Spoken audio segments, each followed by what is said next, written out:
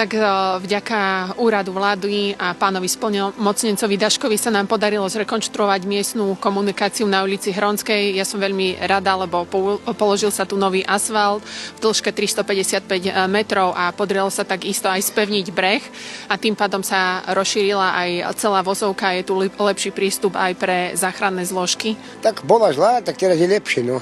Teraz je dobre. Predtým bolo, neviem, smetisko tu bolo. A teraz je lepšie. Ďakujeme. Dobre, hej.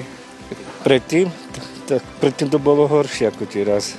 Teraz to je lepšie. Tak tiež to bolo také úzke, a teraz to už aj lepšie, aj cestu spravili teraz, tak je to už lepšie.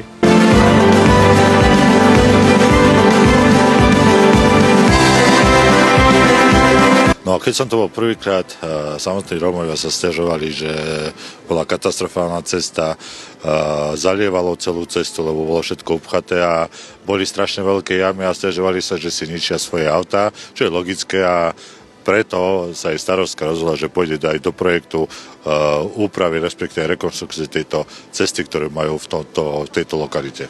Tak predtým to tu bolo oveľa horšie. Naozaj aj ten potok, ktorý teraz vidíte, že je vo veľmi dobrom stave, tak bol v zlom stave, bolo tam veľa smetí a podarilo sa ho vyčistiť.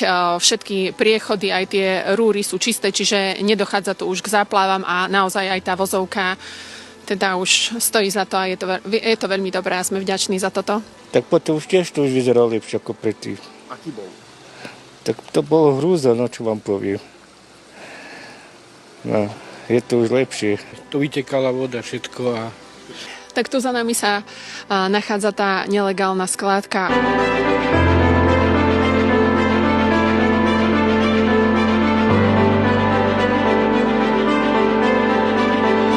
Teraz je pod snehom, čiže nevyzerá to tak hrozne, ale v lete je to naozaj veľké množstvo odpadu a ja verím, že vďaka schváleným finančným prostriedkom z úradu vlády a vďaka pánovi splnomocnencovi sa nám ju tento rok podarí zlikvidovať, lebo naozaj tých smetí je tu dosť a už potom vyvinieme všetko úsilie na to, aby sa to v budúcnosti neopakovalo.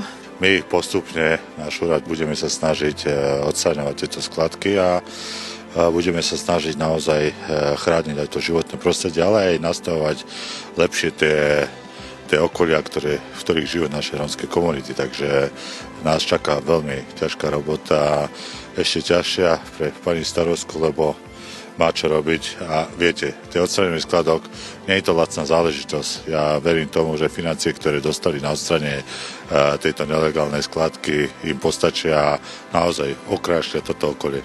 Ale som rád, ja musím poďakovať pani starostke, že išla do tých našich projektov a postupom času budeme vidieť naozaj výsledok a to, čo stále hovorím, zlepšenie života našej rómskej komunite.